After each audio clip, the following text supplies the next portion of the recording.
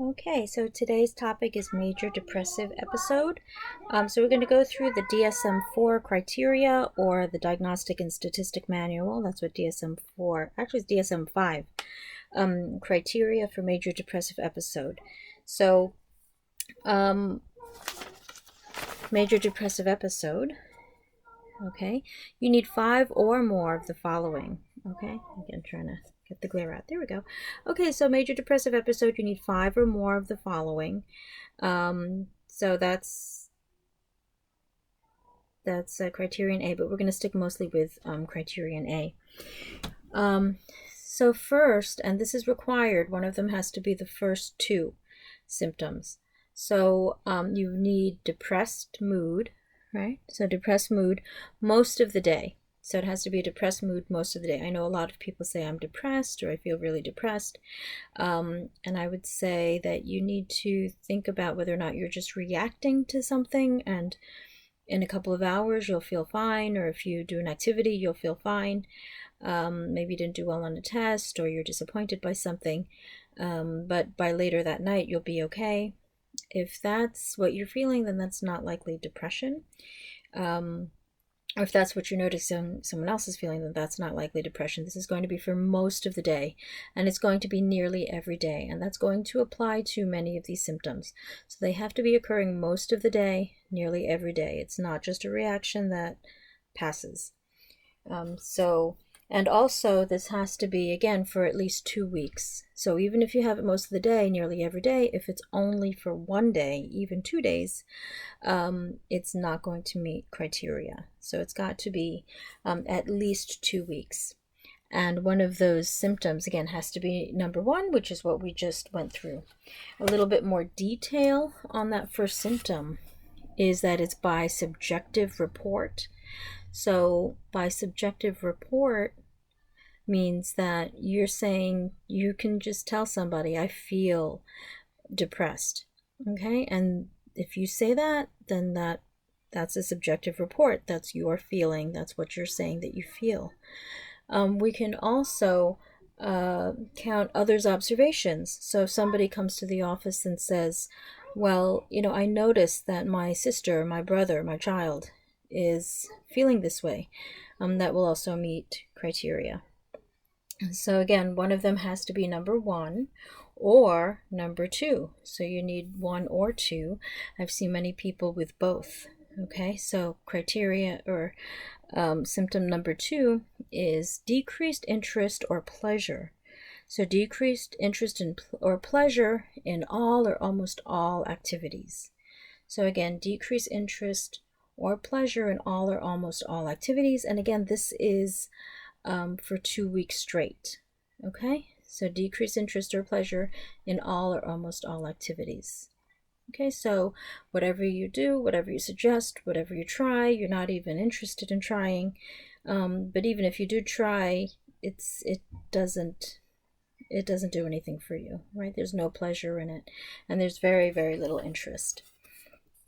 So again, that has to be for 2 weeks as well. And one of the criteria, one of the symptoms does have to be number 1 or number 2, which is what we have just gone through. A third symptom is weight loss or gain. Okay, so weight loss or gain. Now, I know a lot of people, they go up and down with their weight. So when do you know that this is a potential symptom of depression? Well, if it's 5% of your total body weight or more, without intending to. Okay, so this is not something like you're trying to change your body and you're doing different things with food and different things with cooking and exercising. This is that you've just lost the weight, right? Because the way you're feeling has changed the way you're living, and it's showing on your body. So weight loss, and again, people go in either direction. Some people eat a lot when they're depressed, and some people don't eat at all. So that is an individual. That will vary by individual. Okay, number 4. So number 3 refers to eating or not eating.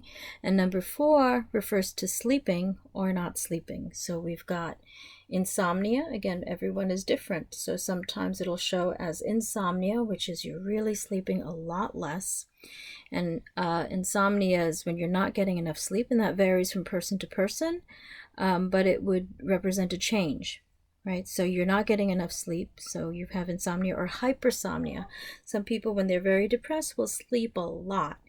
And then, as you know, sometimes sleeping a lot is going to make you even more tired, which could lead to another symptom. So again, it could go in either direction. Either you're having insomnia or hypersomnia. Hyper from too much, somnia from sleeping. Okay, so too much sleeping. Number 5, we got psychomotor. So psychomotor, psycho means your psychological processes, and then motor is your movement. Okay, so your psychological processes and your movement is agitated. Okay, so you're like moving quickly and restlessly. So either you're agitated, or what I see a lot more of is psychomotor retardation. Okay, so psychomotor retardation means you're moving very slow. You're kind of feeling very stuck. You can't get yourself to move quickly. You're just kind of dragging along with life. Okay, so that would be psychomotor retardation. And I've heard people with depression do describe it as feeling stuck and unable to move, right? So feeling trapped in a way. So these are 5 symptoms. We have more. Again, you need 5 overall. One of them has to be number 1 or number 2. But there are, various more symptoms which we'll go through. A possible symptom is going to be number 6, fatigue. Fatigue or loss of energy. Okay, so you're feeling very fatigued. You're feeling tired, right? You're feeling loss of energy. Right, you can't do anything, right? And again, this is nearly every day. This is not on days where you work long. This is not just on days that you work long. It's every day. So if you have a schedule one day and then you're off 2 days, you're still feeling fatigued for the next 2 days. Okay, so fatigue or loss of energy is number 6. Number 7, feelings of worthlessness or inappropriate guilt. So feelings of worthlessness or inappropriate guilt. So the person just feels like, I have no purpose, I have no sense, there's no meaning to my life. If they have children, they feel that my children or my relatives are better off without me. People will be, better off if I die. Right? So it's a very devastating feeling. So feelings of worthlessness, inappropriate guilt could be somebody who is trying very hard to be a good parent, trying very hard to be a good student, but they still feel like they're not doing enough.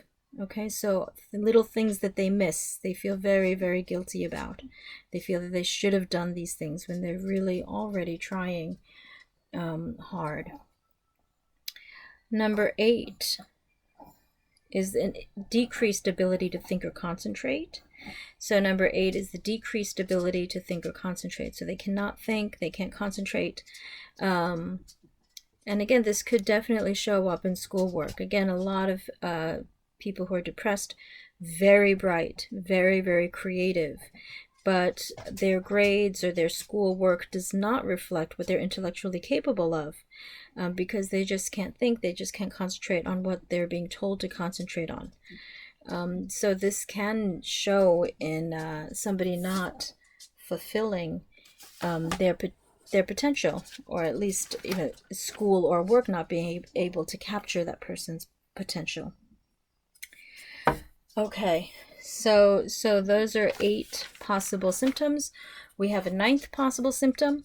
The 9th possible symptom, and this clinically you should be looking at very carefully, is the recurrent thoughts of death. Okay, so recurrent thoughts of death. My puppy's here again. So recurrent thoughts of death, you can meet this in several ways, either recurrent thoughts of death, recurrent suicidal ideation. So recurrent suicidal ideation means that you're thinking about suicide. Okay, recurrent means that it's occurring over and over and over again. So recurrent thoughts of death, recurrent suicidal ideation, without a specific plan. Even if you don't have a specific plan, it will still meet. It'll still meet criteria for the symptom. Okay, so without a specific plan, gotta get my dog. So, in other words, so an example of that would be, she always wants to come up and say hello.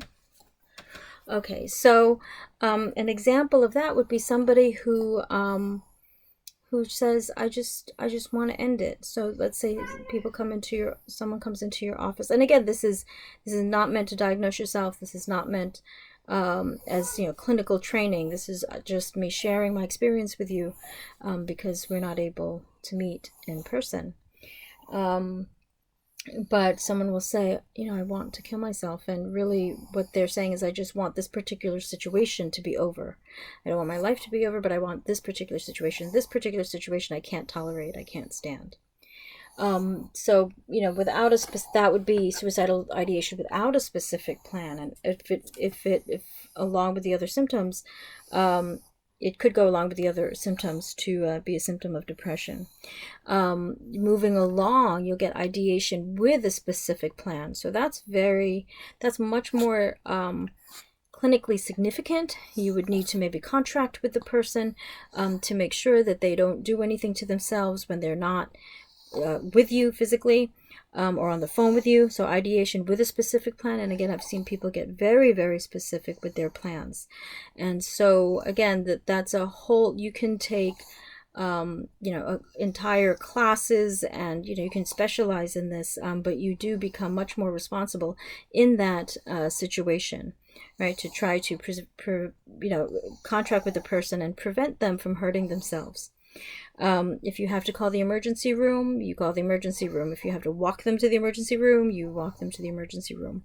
And then, of course, a suicide attempt. So if the person has a suicide attempt, obviously that would meet criteria. Okay, the spirit of this particular symptom is that you're thinking about death and suicide. So that's criteria. That's the 9th criterion. So if you have 5 or more of those symptoms, and one of them is 1 or 2, then you have met criteria for a major depressive episode. Now I just want to very quickly get into the theory, one theory of depression. Okay, and again, this is short. This is just to give you an introduction to the topic, and there's again more in the readings and more in our meetings when we do our virtual meetings.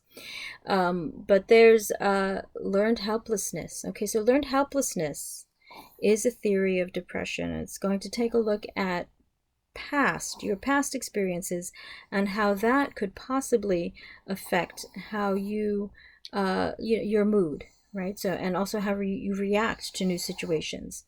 Martin Seligman is the big name in this. He did this work in 1967, so you'll see that the things that were done maybe could not be done today. Also, when I talk about this, I often get shocked. That's kind of a weird way to put it, but I get people that are shocked that they did this to animals. But again, it was 1967. Since then, Martin Seligman has become a very, very big name in positive psychology. He does things on learned optimism now, and so he's definitely someone to look up. Okay, so this is very interesting. You might just have to pause because this is a very busy slide. If we were in person, I would have told you this study that was done in 1967, there were 2 groups of dogs. Okay, so I have group A, and that's interesting. I have my little dog here. So there's group A, and then there's group B. Okay, so group A and group B, there's phase 1. So group A and group B was taken into phase 1, and in phase 1, group A got 64 escapable shocks. Okay, so 64 escapable shocks. And so what they were able to do is they were able to press their head to a panel and then stop the shocks from coming. Group B got 64 inescapable shocks, so they could not escape these shocks. So that's quite traumatic. If you've ever had an electric shock, you know that it's quite painful. Even the mild ones are quite painful. Okay, so that's what happened in Group A and Group B. And then here's my little drawing. You can draw it better than me. Phase 2, each dog was taken into phase 2. Okay, and in phase 2, there's a dog. Doesn't really look like a dog, but please draw yourself a better dog. Okay, and then the shock came up through the floor, but there was a hurdle. And if the dog jumped over the hurdle, then they could be in this place with no shock. Okay, so each dog was put into condition A, where they got escapable shocks, or B, where they didn't, right? And then each dog was taken into this situation one by one, where they could jump over a hurdle and escape the shocks. So what happened here, and this is just a little bit more detail here, there was a tone. This says that there was a tone, followed by 10 seconds during which the dog could jump. And then if the dog didn't jump to the other side, it was followed by a 50-second shock. So again, if you remember what it's like, or if you've ever been shocked, 50 seconds is a tremendous experience. Okay, so this was traumatizing. It could be traumatizing. Okay, so you've got the dog and the hurdle. So what they did find, so if you think about this, you would think that possibly in Group A they would learn, they would learn to jump over, and Group B maybe they wouldn't learn because they couldn't escape it before. So brought into a new situation, maybe they don't think they can, why try, right? And what they found, and they did find that, right? So Group A 100% learned. So I drew a line across, and I've got the results here. So Group A 100% did learn. They knew that, Group A was the group that had the 64 escapable shocks. They knew that by pushing their head against a panel, they could escape the shock. And so they also learned, when they brought into a new situation, they learned that they had an effect on the world, that they could protect themselves. So they tried new ways to protect themselves and 100% learned to jump over that hurdle. Group B is the group we're very interested in, right? So Group B, 2/3 did not learn. So with Group B, they did not learn. 2/3 did not learn. Now 1/3 did, and they're an interesting group too, right? Because they had been through very traumatizing experience before, and then they got into a new situation and they figured it out, right? So this could be like somebody who's been through, like a person, right? Through a traumatizing situation, but when they're out of that situation, they can see the new opportunities and then they make the most of it and they're out, right? But okay, 2/3 did not learn, and that's the group that we look at with depression. That we look at in terms of having relevancy to depression. So somebody, who has a tough childhood where they don't have really an effect, or they've been in a situation where they didn't have any effect on that situation, no matter what they did, things were constantly hurting them. In a new situation, even when they have an opportunity, they can't take advantage of that opportunity. They don't see the opportunity. They tell themselves, this is not going to make a difference. I don't have the ability to make a change. I don't really matter. What I do doesn't matter. It's all going to turn out negatively anyway. Okay, so and then we see with those dogs, when they're jumping over, sometimes on the next one, even if they do have success when they jump over in Group B, so they have one success, sometimes on the next one they didn't try again because they couldn't think, maybe this is too good to be true, right? How could it be that I just jump over? And so some of them just endured those shocks and were, crying during those shocks. So, that's a little bit about learned helplessness, which is a very important study in Introduction to Psychology and Abnormal Psychology. So I just wanted to introduce that.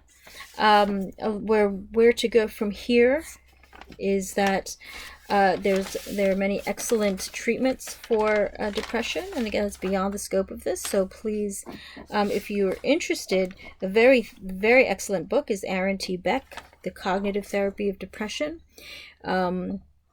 So a lot of our depression has to do with the way we think, and a lot of these thoughts are automatic. So when something happens to us, we think, oh, there's something wrong with me. Oh, it's because I'm a loser. Why am I so dumb? I can never do anything right, and that might be from what we've heard about ourselves in our past, or somebody has told us that, or someone has treated us like that. And so when new things happen, we just immediately automatically say nothing will work out for me. And Aaron T. Beck's book is about challenging those thoughts. So that's an excellent and timeless book. We also have Albert Ellis, who has done amazing work. One of the things that he said is don't should on yourself. So, I should be this, I should be that. Those kinds of statements also lead to a lot of depression, especially in social media, where you're looking at other people's lives on Facebook or whatever, and it's like they have such great lives and I should be like that, and that could lead to depression.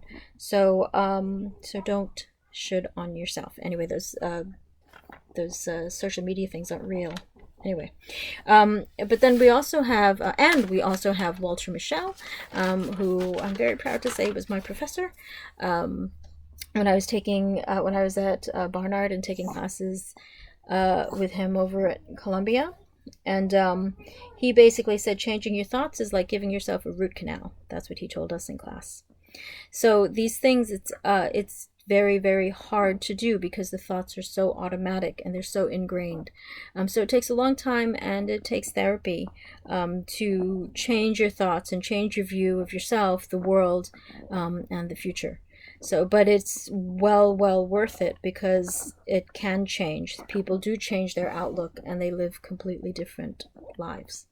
So with that, let's see that we've gone 21 minutes. So I hope to see you this week in Blackboard. Okay, bye.